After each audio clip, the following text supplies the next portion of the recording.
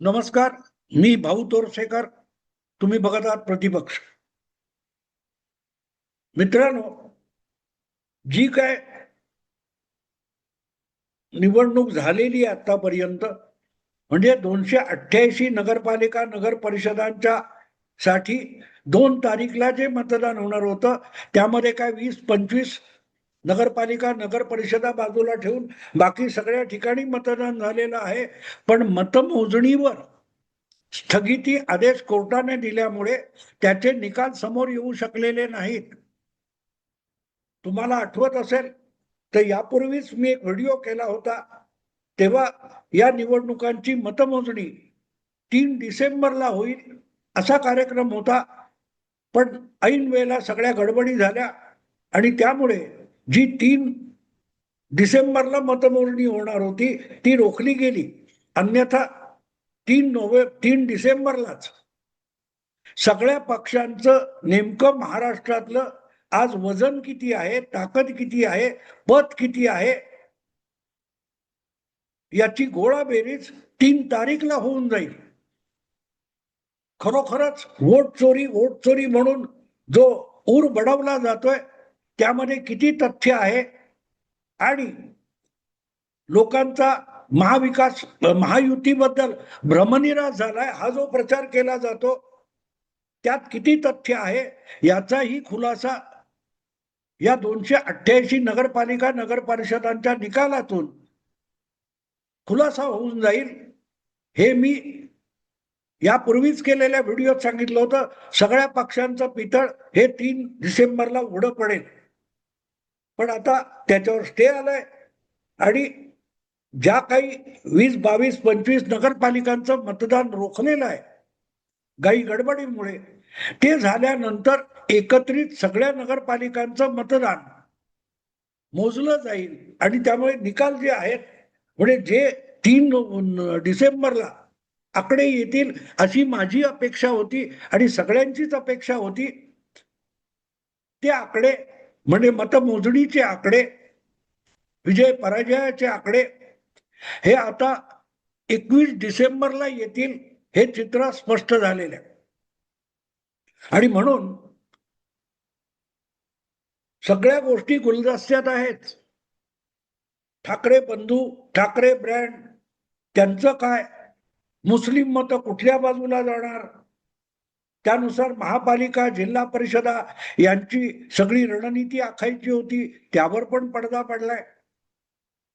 कारण हे निकाल आल्याशिवाय तुम्हाला चाचपणी होऊ शकत नाही. लक्षात ठेवा, काय ते ओपिनियन पोल वगैरे सगळे होतात, पण ओपिनियन पोल किती होतात? साधारणतः 20-25 हजार किंवा फार फार तर महाराष्ट्रभरचा एखादा ओपिनियन पोल होतो. तेव्हा 1 लाख लोकांची भेट घेऊन किंवा त्यांना फोन करून त्यांचं मत विचारलं जात असतं. पण तेवढ्यावर 4-5 कोटी म्हणजे 500-700 पट किंवा 1000 पट लोकांचा अंदाज बांधता येत नसतो.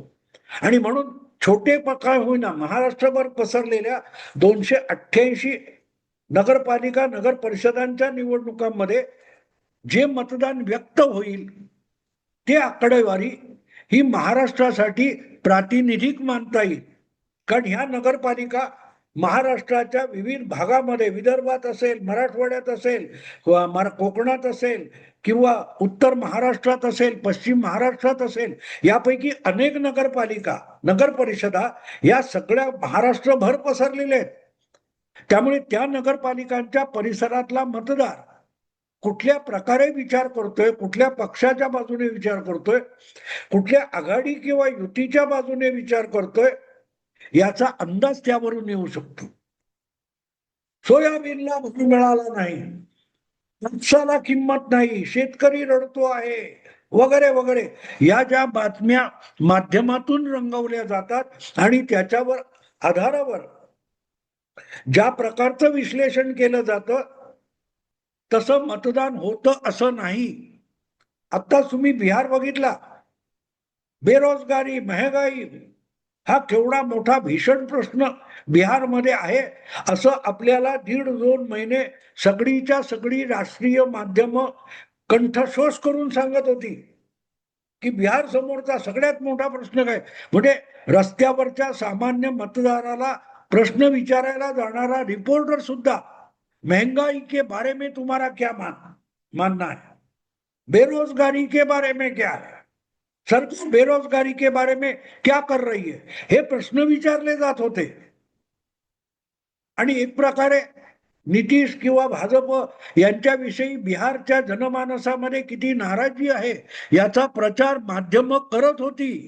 राहुल गांधी, तेजस्वी यादव जे करायचं ते करत होते. पण अनेक युट्यूबर्स आणि प्रस्थापित माध्यम सुद्धा बेरोजगारी आणि महागाई यामुळे सामान्य माणूस मतदार अतिशय व्याकुळ आहे आणि जणू काय उतावळा झालाय, कधी एकदा जातो आणि बटन दाबतो आणि नितीशचं आणि भाजपचं सरकार घालवतो, अशा प्रकारच्या बातम्या आपण बघत होतो. पण ज्या प्रकारचे निकाल आले ते बघितल्यावर कळतं की बिहारमध्ये बेरोजगारी आणि महागाई हे विषयच नाहीत, यावर मतदाराने शिक्कामोर्तब केलं. राहुल गांधी किंवा तेजस्वी यादव हे ज्या प्रकारचा घसा कोरडा करत होते आणि त्यांचा डंका माध्यम पिटत होती, त्या सगळ्यांना बिहारच्या मतदाराने खोटं पाडलं.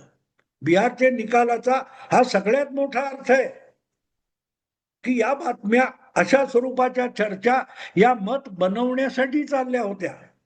प्रत्यक्ष मतदाराला बेरोजगारी भेडसावत नाहीये, महागाईचा त्रास होत नाहीये. होत असता तर हे सरकार त्या मतदाराने पाडलं असतं. या प्रकारे 2014ला मोदींना मत देत काँग्रेसचं युपीए सरकार जमीन दोस्त करून टाकलं मतदाराने. का केलं? भ्रष्टाचार, महागाई, बेरोजगारी यांनी जनता इतकी गांजलेली होती की एक वेळ इम्रान खानला मत देऊ, पण राहुल गांधी, सोनिया गांधी, मनमोहन सिंग आणि काँग्रेस किंवा काँग्रेसचे मित्रपक्ष यांना मत द्यायचं नाही, हे आपल्या मनाची खुणवाट मानून मतदार 2014ला मताला बाहेर पडला. आणि काय झालं आपल्या समोर आलं. तेव्हा वोट चोरीचा विषय नव्हता, मोदींचं सरकार नव्हतं, सरकार सोनिया गांधींचं, मनमोहन सिंगांचं होतं. तरीही झपाटल्यासारखा मतदार काँग्रेसच्या विरोधात मत देत होता. काँग्रेसचे खासदार संख्या 44 पर्यंत खाली आली. कारण नुसती नाराज नव्हती, जनता संतापलेली होती. पण जनता संतापली आहे हे राहुल गांधींना माहिती नव्हतं, सोनिया गांधींना, मनमोहन सिंगांना माहिती नव्हतं, पत्रकार संपादकांना माहिती नव्हतं, ओपिनियन पोलवाल्यांना माहिती नव्हतं. बदलाव होत असेल तर तो दिसत असतो. आणि त्यावेळेचा लोकांचा संताप हा इतका टोकाचा होता की एक वेळ इम्रान खानला पंतप्रधान करू, पण मनमोहन सिंग, राहुल गांधी नकोत. या टोकाचं जेव्हा होतं तेव्हा आमूलाग्र परिवर्तन होतं आणि म्हणून एकपक्षीय बहुमत नरेंद्र मोदींना 2014 मध्ये मिळून गेलं. अशी कुठलीही धारणा, भावना जर बिहारमध्ये दिसत नसेल आणि तुम्ही उगाचच लोकांना मुलाखत घेताना दाखवून कॅमेऱ्याने महंगाई, बेरोजगारी असं बोलत असाल, म्हणून लोकमत बनत नाही. कारण जनमानस हे माध्यमांच्या बातम्यांवर होत नाही. 5% अधिक लोक वर्तमानपत्र, टीव्ही चॅनेल वगैरे बघतच नाहीत. 95% लोक तुमच्यापासून अलिप्त असतात. आणि त्यामुळे महाराष्ट्रामध्ये आत्ता ज्या स्थानिक निवडणुका होत आहेत आणि त्या संदर्भामध्ये विविध माध्यमातून ज्या चर्चांची गुऱ्हाळं चालतात की युतीमध्ये लठ्ठालठ्ठी चालू आहे, युतीमध्ये धुसफूस चालू आहे, एकनाथ शिंदेचा काटा काढण्यासाठी बीजेपी डाव खेळत आहे, शिंदेचे 2 मंत्री कोणाच्या तरी रडारवर आहेत, अजितदादा आणि एकनाथ शिंदे यांच्यापासून बाजूला होऊन स्वबळावर 2029 ची निवडणूक लढवण्याची भाजप तयारी करतोय. अरे 4 वर्ष आहेत अजून त्याला, 4 वर्ष आहेत. तोपर्यंत एकनाथ शिंदे, अजितदादा आणि फडणवीस यांना भरपूर राजकारण करायचंय. प्रत्येकाला आपापल्या परीने काही ना काही करता येतं. एकनाथ शिंदेना त्यांचं हित कळत नाही, अजितदादांना त्यांचे हितसंबंध कळत नाही आणि पत्रकारांना कळतात. किती गंमत आहे ना. रोज एकनाथ शिंदे किंवा फडणवीस यांच्या बरोबर बसणारे अजितदादा यांना आपले दोन सहकारी आपल्या विरुद्ध कारस्थान करतात, याचा थांग पत्ता नसतो. अरे सगळेच्या सगळे मित्रांनो, पत्रकार मित्रांनो, सगळेच्या सगळे उद्धव ठाकरे नसतात. तुम्हाला उद्धव ठाकरे आवडतात, मला मान्य आहे. उद्धव ठाकरे यांच्यासारखा दुर्मिळ मुख्यमंत्री होणार नाही, ज्याला आपल्या पायाखाली काय जळतं याचा पत्ता नसतो.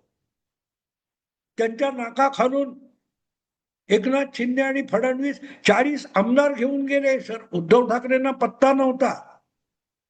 पण अजितदादा किंवा एकनाथ शिंदे म्हणजे उद्धव ठाकरे नाहीये. जे कारस्थान किंवा जे डावपेच भाजप उद्धव ठाकरेंच्या विरुद्ध खेळू शकले, ते डावपेच अजितदादा आणि एकनाथ शिंदे यांच्या विरुद्ध भाजपला खेळता येणार नाहीत. कारण तो जो डाव झाला, ज्यामध्ये उद्धव ठाकरे यांच्या डोळ्यासमोरून सगळं घडून गेलं आणि त्यांना थांग पत्ता लागला नाही, तितके हे दोन बुद्धू नाहीत. आणि ते डावपेच कसे खेळले जातात आणि ते आपल्यावर उलटले तर कसे उलटतील याचं पूर्ण भान असलेले अजितदादा आणि एकनाथ शिंदे आहेत. आणि म्हणूनच आता जी परिस्थिती आहे ती आपण माध्यमामध्ये ऐकतो तितकी डगमगलेली नाही, पण त्याचा पुरावा पाहिजे. आणि तो पुरावा कुठला तरी सर्वे घेऊन मिळत नसतो. तो पुरावा यासारख्या छोट्या छोट्या नगरपालिका, नगर परिषदा यांच्या निवडणुकीतून मिळत असतो. साधारणतः 70-80 लाखाच्या आसपास कदाचित या 288 नगरपालिका, नगर परिषदांच्या क्षेत्रातलं मतदान असेल. ते मतदान काय सांगते याच्यावर, म्हणूनच शीतावरून भाताची परीक्षा म्हणतात तसं महाराष्ट्रातलं जनमानस आज कुठल्या बाजूला झुकतंय हे लक्षात येऊ शकतं. आणि म्हणून मी तो व्हिडिओ केला होता की 3 तारीखला सगळ्यांचं पितळ उघडं पडेल.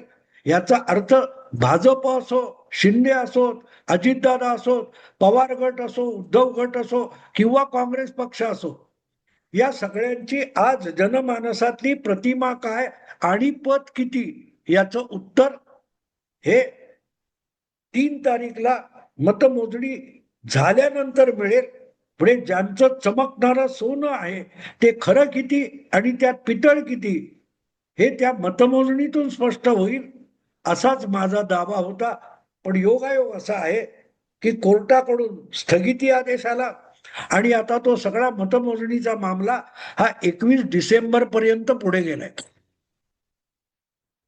पण माझी भूमिका किंवा माझा दावा कायम तोच आहे की या निवडणुका तालुका पंचायत, नगरपालिका आणि नगर परिषदा यांच्या निवडणुकांचे जे निकाल येतील त्यामध्ये महाराष्ट्रभर आज महायुती आणि त्यातले पक्ष किंवा महाविकास आघाडी त्यातले 3 पक्ष या प्रत्येकाची जनतेमध्ये, मतदारामध्ये आज पद किती, विश्वासार्हता किती आणि ताकद किती त्याचे आकडे त्या मतमोजणीतून समोर येणार आहे.